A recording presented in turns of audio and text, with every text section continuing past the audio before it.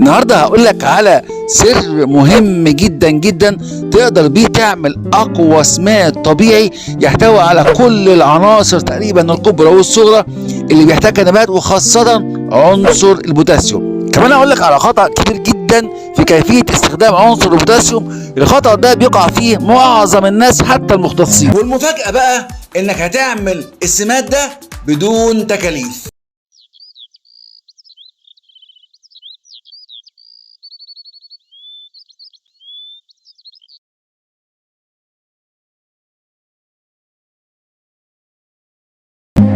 واول خطوه هعملها ان انا هجمع قشور الموز الموجوده عندي. القشور اللي شايفينها ديت تقريبا بتاعت حوالي 2 كيلو موز، وده بقى السر اللي محدش قال عليه في اي قناه تانية، ان انا هضيف هذا المكون اللي انتوا شايفينه اللي يشبه تماما السكر الابيض، وهو ملح الليمون او الستريك اسيد حامض الستريك. وملح الليمون هنا هيقوم بدور المادة المخلبية اللي هتخلي بجميع العناصر الموجودة في قشور الموز. يعني ايه تخلبها؟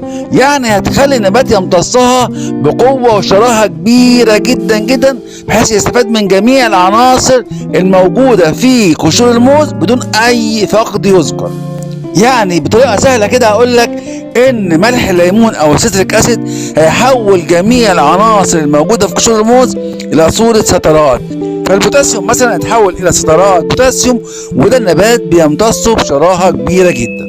وهضيف 1.5 معلقة صغيرة للكمية دي، والمعلقة الصغيرة بتسع حوالي 5 جرام، يعني هنا انا هستخدم 7.5 جرام من الستريك اسيد.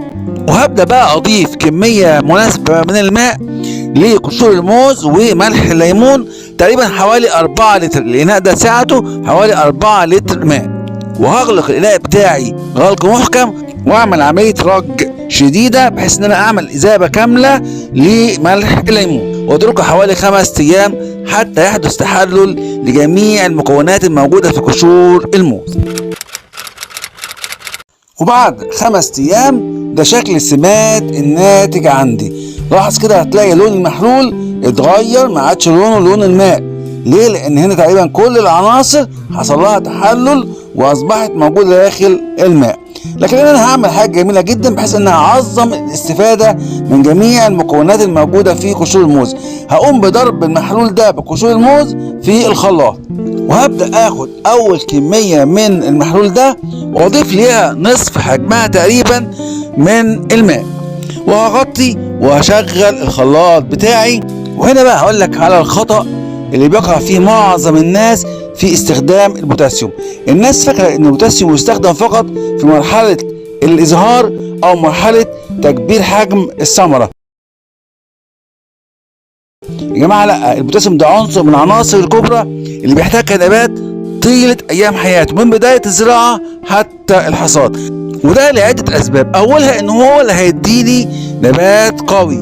تاني حاجة هو المسؤول عن ميكانيكية فتح وقفل الصغور الموجودة في النبات، واللي بتساعد جدا على إتمام عملية النتح وعملية التنفس. كمان البوتاسيوم له دور مهم جدا في انتقال الماء من التربة إلى داخل خلايا النبات، وبالتالي هيكون له دور مهم جدا في انتقال العناصر الغذائية مع الماء إلى داخل خلايا النبات.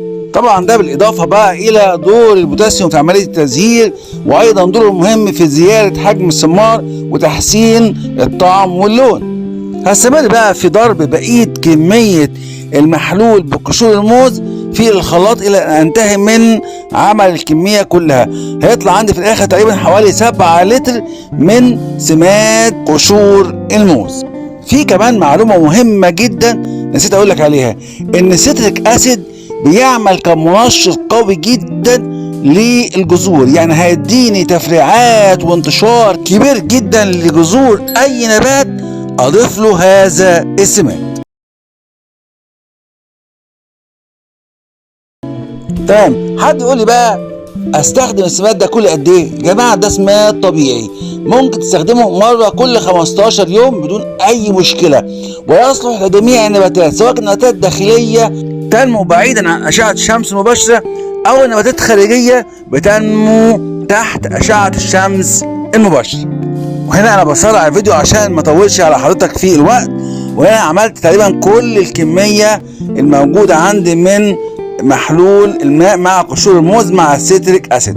نتج عندي في النهايه زي ما قلنا حوالي 7 لتر من سماد طبيعي قوي جدا غني بجميع العناصر وخاصه عنصر البوتاسيوم. هنا خطر على بالي سؤال مهم جدا بيتكرر في كل الكومنتات الموجوده على القناه. هل يا ترى ينفع استخدم هذا السماد بصفه مستمره لجميع نباتاتي؟ اقول لك هو ينفع، لكن الافضل ان انت تنوع ما بين السماد ده والاسمده الاخرى. ليه؟ لان كل سماد هتلاقيه مميز في عناصر معينه وفقير في عناصر معينه.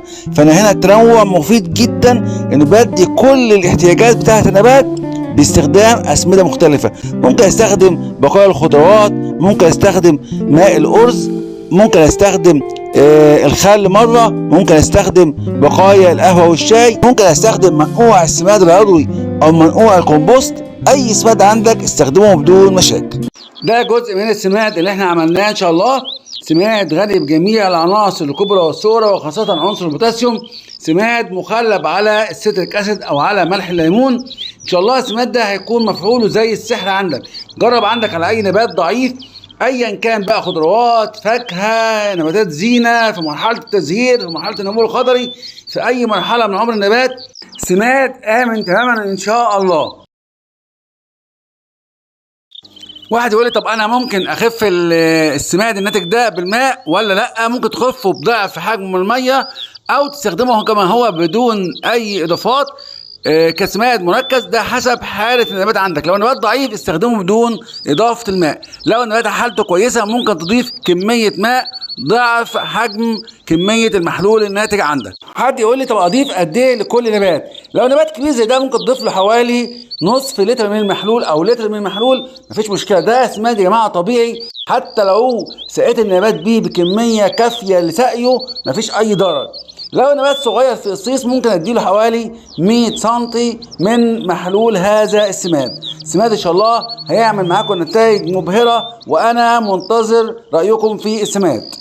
زي ما انتم شايفين كده انا سميت بيه صبار خد جميل، سميت بيه الثرو الليموني، سميت بيه شجره السيكس او نخله السيكس، بسمد حاليا المانجا وهسمد نبات الاركه ونبات الظل. السماد ده على فكره يصلح لجميع النباتات سواء كانت خارجيه او داخليه. في كل الاحوال سماد فعال ممتاز جدا جدا.